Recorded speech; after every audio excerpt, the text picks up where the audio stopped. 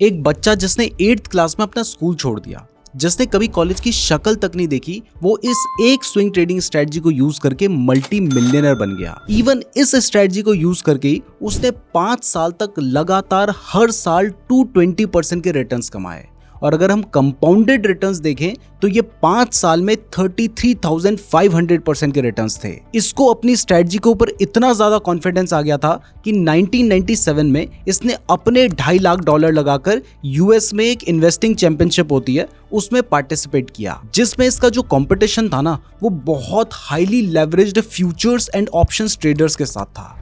और ये तो एक नया ट्रेडर था जो कि स्विंग ट्रेडिंग करता था, और स्विंग ट्रेडिंग में तो आपको अपने स्टॉक्स का एक पोर्टफोलियो बनाना होता है जो कि कुछ टाइम के अंदर ही आपको रिटर्न्स देता है। इसके बावजूद भी इसने 155% के रिटर्न्स के साथ उस कंपटीशन को जीता। इवन इसके जो रिटर्न्स थे ना, वो जो पर्सन सेकंड पोजीशन होल्ड कर रहा था उससे लगभग डबल थे। और अभी लगभग 24 साल बाद 2021 में इसने दोबारा से इस चैंपियनशिप में पार्टिसिपेट किया, और इस बार इसने $1 मिलियन वाली कैटेगरी में पार्टिसिपेट किया था। और इस बार तो इसने सारे रिकॉर्ड तोड़ते हुए 334.8% के रिटर्न्स जनरेट किए। इवन इसका जो सबसे वर्स्ट ईयर था ना, वो भी लोगों का सपना होता है, क्योंकि उसमें भी इसने 128% के रिटर्न्स जनरेट किए थे। मैं जिस व्यक्ति की बात कर रहा हूं उनका नाम है मार्क माइनरविनी, जो कि अमेरिका के one of the most successful trader हैं। लेकिन शुरुआत में ये एक म्यूजिशियन बनना चाहते थे। मतलब इन्होंने भी सोचा होगा कि गाने वाने गाऊंगा, म्यूजिक बजाऊंगा तो शायद लाइफ और वो दोनों सेट हो जाएंगी, और इसके लिए इन्होंने एक स्टूडियो भी बना लिया था।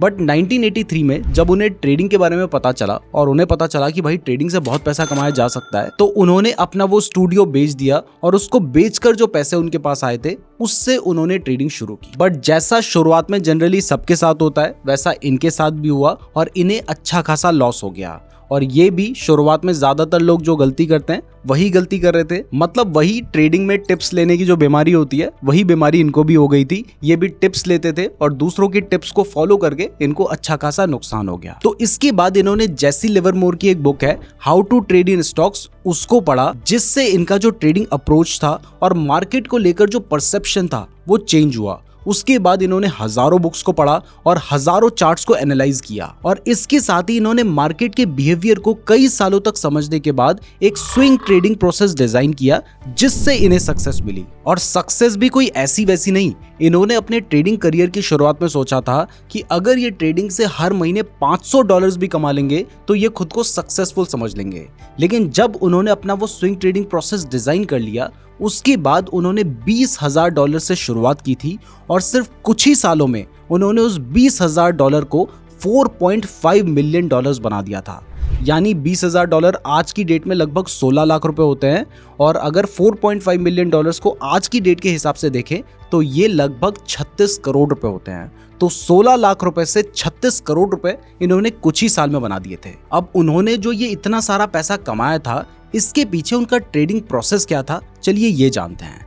तो देखिए, मैंने आपको पहले ही बताया कि ये इंट्राडे ट्रेडिंग या ऑप्शंस ट्रेडिंग या लॉन्ग टर्म इन्वेस्टिंग नहीं करना चाहते थे, बल्कि ये स्विंग ट्रेडिंग करना चाहते थे। स्विंग ट्रेडिंग के बारे में अगर आपको नहीं पता तो मैं आपको बता दूं कि स्विंग ट्रेडिंग में आप कुछ दिन से लेकर कुछ हफ्ते या कई बार महीनों के लिए एक शेयर को बाय करते हैं और शॉर्ट टर्म में उससे प्रॉफिट कमाने की कोशिश करते हैं। और ये करने के लिए उन्होंने एक स्ट्रेटजी बनाई थी जिसका नाम उन्होंने रखा था स्पेसिफिक एंट्री पॉइंट एनालिसिस, जिसको शॉर्ट में SEPA भी कहा जाता है। और इस स्ट्रेटजी में उन्होंने एक इंडिकेटर भी बनाया है जिसका नाम है VCP, यानी वॉलेटिलिटी कॉन्ट्रैक्शन पैटर्न। इस स्ट्रेटजी का पर्पस है जितना भी अवेलेबल डेटा है ना, उसको ध्यान में रखते हुए ऐसे पिन पॉइंट स्पॉट को ढूंढना जहां पर रिस्क रिवॉर्ड के हिसाब से एक बेस्ट ट्रेड मिल सके। और ये करने के लिए इन्होंने स्ट्रेटजी को फंडामेंटल, टेक्निकल, रिस्क मैनेजमेंट और टाइमिंग के साथ ब्लेंड करके बनाया है, जिससे इनका जो रिस्क है वो कम हो जाए और इन्हें ज्यादा रिटर्न्स मिलें। और जैसा इन्होंने सोचा था वैसा हुआ भी है।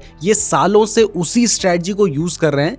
इवन ये एक रात पहले ही जितने भी स्टॉक्स इनकी स्ट्रेटजी के हिसाब से फिट हो रहे होते हैं उनकी लिस्ट बना के रख लेते हैं और अगले दिन उनके ऊपर ट्रेड लेते हैं। अब इनकी ये जो स्ट्रेटजी है इसके 5 इंपॉर्टेंट कैरेक्टरिस्टिक्स हैं। पहले मैं आपको उन कैरेक्टरिस्टिक्स के बारे में बताता हूँ, उसके बाद मैं आपको इनका जो इंडिकेटर है, जो ये चार्ट पैटर्न है, उसके बारे में बताऊंगा। तो वीडियो बहुत ज़्यादा इंटरेस्टिंग है और बहुत ज़्यादा यूजफुल भी है, इसलिए वीडियो को लाइक और चैनल को सब्सक्राइब जरूर कर दीजिएगा। और हाँ, हम सोच रहे हैं कि हम स्विंग ट्रेडिंग के ऊपर एक कंप्लीट सीरीज लेकर आएं, मतलब वो एक फ्री कोर्स होगा जो कि हम आपको देंगे, और वो ऐसा कोर्स होगा जो लोग बेचते हैं। तो अगर आप चाहते हैं कि हम एक ऐसा कोर्स लेकर आएं तो इसके लिए आप कमेंट जरूर कीजिएगा। अगर आप लोगों के अच्छे खासे कमेंट आएंगे तभी हम स्विंग ट्रेडिंग के ऊपर फ्री कोर्स लेकर आएंगे। इसके अलावा अगर मान लीजिए आप म्यूचुअल फंड में इन्वेस्ट करना चाहते हैं, स्टॉक्स में इन्वेस्ट करना चाहते हैं, स्विंग ट्रेडिंग करना चाहते हैं, ऑप्शन ट्रेडिंग करना चाहते हैं या फिर इंट्राडे ट्रेडिंग करना चाहते हैं, तो इसके लिए आपको चाहिए होता है एक डीमैट अकाउंट। तो अगर आपके पास बेस्ट डीमैट अकाउंट नहीं है और फ्री में आप डीमैट अकाउंट खुलवाना चाहते हैं तो इस वीडियो के डिस्क्रिप्शन में मैंने आपको लिंक दिया है, वहां से आप अपना डीमैट अकाउंट खुलवा सकते हैं। तो इनकी स्ट्रेटजी की जो 5 कैरेक्टरिस्टिक्स हैं, उसमें जो पहली कैरेक्टरिस्टिक है वो है ट्रेंड। तो इनके अकॉर्डिंग जो एक स्टॉक है ना, वो अपनी सबसे बेस्ट परफॉर्मेंस अप ट्रेंड में ही देता है। हमने सुना भी है कि trend is your friend until it bends, but उनके अकॉर्डिंग ये जो बड़ा वाला ट्रेंड आने वाला है ना, इस ट्रेंड के आने से पहले उस स्टॉक की प्राइस में जो वॉलेटिलिटी है वो थोड़ी कम होती है, यानी यहाँ पर वॉलेटिलिटी का कॉन्ट्रैक्शन होता है, जिसको देखकर आगे आने वाले ट्रेंड का पता लगाया जा सकता है। अब ये जो वॉलेटिलिटी का कॉन्ट्रैक्शन है ये चार्ट में कैसा दिखाई देता है ये मैं आपको आगे बताऊंगा। इसके बाद उनके अकॉर्डिंग जो सेकंड इंपॉर्टेंट कैरेक्टरिस्टिक है वो है फंडामेंटल्स। देखिए, अगर आप इंट्राडे ट्रेडिंग करते हैं, ऑप्शन ट्रेडिंग करते हैं, वहां पर स्टॉक के फंडामेंटल्स कोई खास इंपॉर्टेंट नहीं होते हैं। मतलब अगर आपको फंडामेंटल एनालिसिस के बारे में कुछ भी नहीं पता है तब भी आप उसमें ट्रेड कर सकते हैं। लेकिन जब आप स्विंग ट्रेडिंग कर रहे होते हैं तो क्योंकि हो सकता है कि आपको उस एक स्टॉक को अगले 1 महीने के लिए रखना है, तो यहाँ पर स्टॉक के फंडामेंटल्स भी बहुत ज्यादा इंपॉर्टेंट होते हैं। तो उनके अकॉर्डिंग स्विंग ट्रेडिंग के लिए जिस स्टॉक को आप सेलेक्ट कर रहे हैं उसकी जो अर्निंग्स है, मार्जिन है या फिर रेवेन्यू है वो इंप्रूव हुए होने चाहिए। इसके बाद थर्ड कैरेक्टरिस्टिक है कैटलिस्ट। उनके अकॉर्डिंग अगर आपको लगता है कि किसी शेयर की प्राइस बढ़ेगी तो इसके पीछे ना कोई रीजन जरूर होना चाहिए, और वो जो रीजन होता है वो कैजुअली आपको नहीं दिखाई देगा। मतलब आप किसी भी स्टॉक में देखेंगे वो आपको जनरली चार्ट में भी नहीं दिखेगा, फंडामेंटल्स में भी नहीं दिखेगा। लेकिन जब आप कंपनी के बारे में थोड़ा डिटेल में जानना शुरू करेंगे तब आपको वो रीजन बहुत आसानी से मिल जाएगा। अब इसके लिए आप कंपनी के कॉन कॉल्स पढ़ सकते हैं या फिर आप उसकी क्रेडिट रिपोर्ट भी पढ़ सकते हैं, जिसमें आपको कंपनी की बहुत सारी ऐसी डिटेल्स मिलती हैं जो कि कई बार कंपनी छुपाना चाहती है। इसके बाद फोर्थ इंपॉर्टेंट कैरेक्टरिस्टिक है जिसके बारे में सबको पता है, वो है एंट्री पॉइंट। लेकिन इनका कहना है कि जब आप किसी स्टॉक में ट्रेड ले रहे हैं तो वहां पर बहुत बार ऐसे मौके आते हैं जहां पर अगर आप ट्रेड लेंगे तो आपका जो रिस्क होगा ना वो कम से कम होगा, यानी आपका जो स्टॉप लॉस होगा वो बहुत छोटा होगा, जबकि आप रिटर्न्स बहुत बड़े बना सकते हैं। ये मैं आपको आगे जो चार्ट है उसमें भी दिखाऊंगा। तो आपको हमेशा कोशिश करनी चाहिए कि आप लो रिस्क एरिया के पास ही अपना ट्रेड लें, क्योंकि गलत टाइमिंग पे ट्रेड लेने से और अगर आपका रिस्क बड़ा होगा तो वहां पर आपने हो सकता है कि जितना 2-3 ट्रेड में कमाया होगा वो एक बारी में जा सकता है। और इसके बाद जो फिफ्थ इंपॉर्टेंट कैरेक्टरिस्टिक है वो है एग्जिट पॉइंट। हम सभी को पता है कि आप चाहे ट्रेडिंग में कितने भी एक्सपर्ट बन जाओ, कई बार मार्केट आपको ऐसे रंग दिखाएगा जैसा आपने सोचा भी नहीं होगा, और ऐसे में आपको बड़े लॉस हो सकते हैं। ज्यादातर लोगों को ना जब वो ट्रेड लेते हैं उनको प्रॉफिट होता है, लेकिन जब उन्हें लॉस होता है वो लॉस इतना बड़ा हो जाता है जिस वजह से वो ओवरऑल लॉस में आ जाते हैं। तो इसलिए आपको हमेशा अपनी एग्जिट स्ट्रेटजी भी सोच के रखनी चाहिए, जिसके लिए आपको अपना स्टॉप लॉस डिसाइड करके रखना है, और इसके साथ साथ ही आपने अपना टारगेट भी डिसाइड करके रखना है।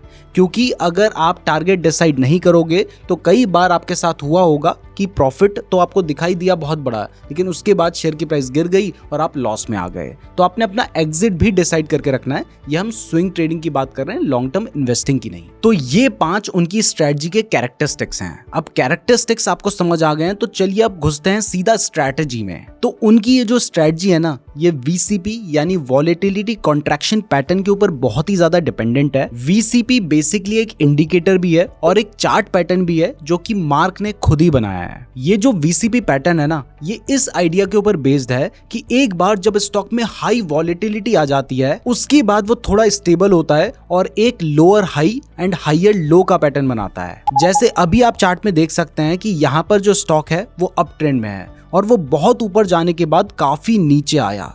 अब जब ये नीचे आया है तो यहाँ पर इसने क्या किया है, यहाँ पर इसने सपोर्ट लिया है। अब जब इसने सपोर्ट ले लिया, सपोर्ट लेने के बाद इसकी प्राइस बढ़ी, लेकिन इस बार प्राइस उतना नहीं बढ़ी जितनी वो पहली बढ़ी थी और इसने एक लोअर हाई बनाया और यहाँ पे रेजिस्टेंस लेने के बाद प्राइस वापस नीचे आई और इस जगह पर इसने अपना हाईयर लो बनाया।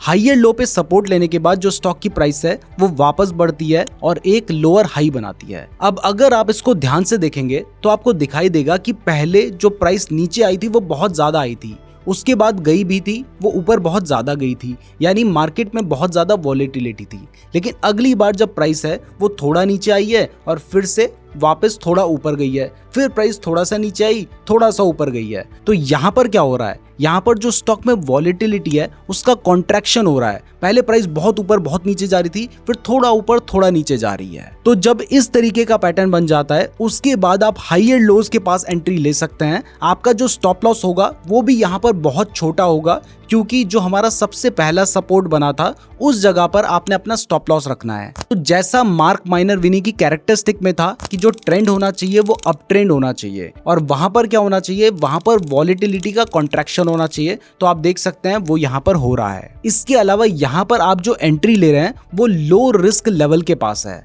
आप देख सकते हैं कि सपोर्ट बिल्कुल पास में ही है, तो आपका स्टॉप लॉस जो होगा वो इस सपोर्ट से थोड़ा सा नीचे यहाँ पर होगा, यानी आपका स्टॉप लॉस बहुत छोटा होगा। और क्योंकि यहाँ पर आप स्विंग ट्रेडिंग कर रहे हैं तो जनरली या तो आप 1 डे का टाइम फ्रेम यूज करेंगे या फिर आप 1 वीक का टाइम फ्रेम यूज करेंगे।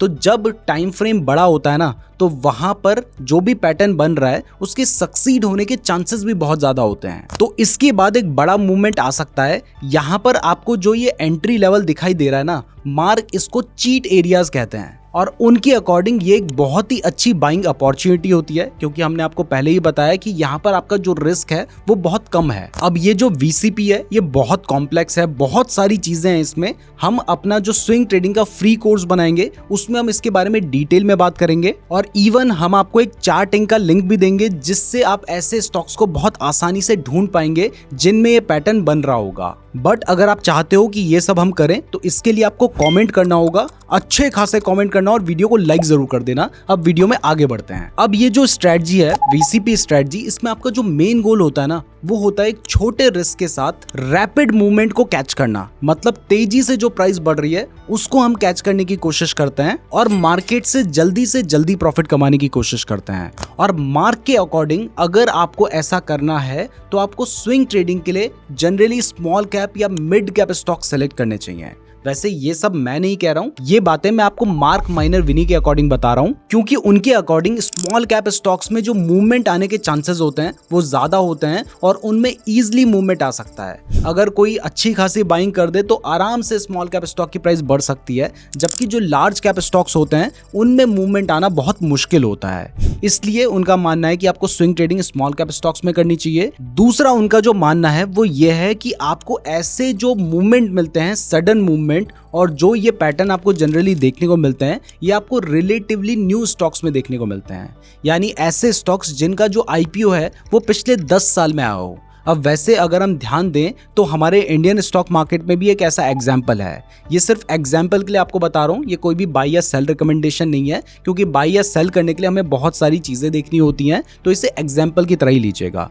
तो आपको पता है कि जोमेटो का IPO लगभग 3 साल पहले आया था और उस टाइम पर उसकी प्राइस बहुत नीचे तक गई थी। उस टाइम पर स्टॉक बहुत ज़्यादा वॉलेटाइल भी हुआ था और उसके बाद एक बहुत बड़ा मूवमेंट आया है जिसमें लोगों का पैसा 4 से 5 गुना हो चुका है। बट फाइनली मार्क ने एक और चीज कही है जो कि उनके अकॉर्डिंग सबसे ज्यादा इंपॉर्टेंट है और वो है डिसिप्लिन। मतलब वो मानते हैं कि कायदे में रहोगे तो फायदे में रहोगे, मतलब डिसिप्लिन में रहोगे तभी एक सक्सेसफुल ट्रेडर बन पाओगे, नहीं तो ट्रेडिंग में जो सक्सेस है ना वो एक टेम्पररी सक्सेस बनकर रह जाएगी। इवन मार्क ने अपने एक ट्वीट में बताया कि पिछले 28 साल में उन्होंने एक बार भी अपने डिसिप्लिन को ब्रेक नहीं किया है। कभी भी किसी एक ट्रेड में उन्हें 8% से ज्यादा का लॉस नहीं हुआ है।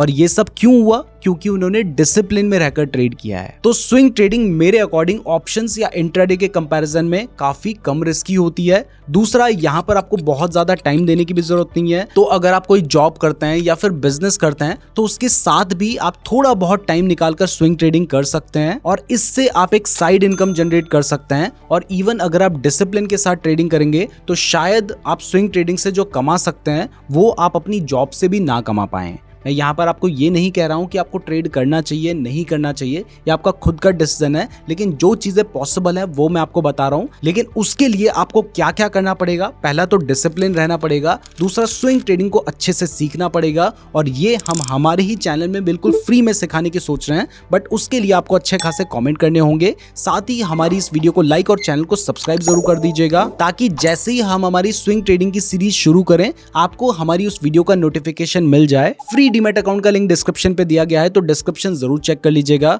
और अगर आप इंट्राडे ट्रेडिंग के बारे में बिल्कुल बेसिक से लेकर एडवांस तक फ्री में सीखना चाहते हैं, जो कि हमारी लगभग 1 घंटे 20 मिनट की वीडियो है, तो उसके लिए आप यहां पर क्लिक कर सकते हैं और फ्री डीमैट अकाउंट वाली वीडियो देखने के लिए आप यहां पर क्लिक कीजिएगा। धन्यवाद।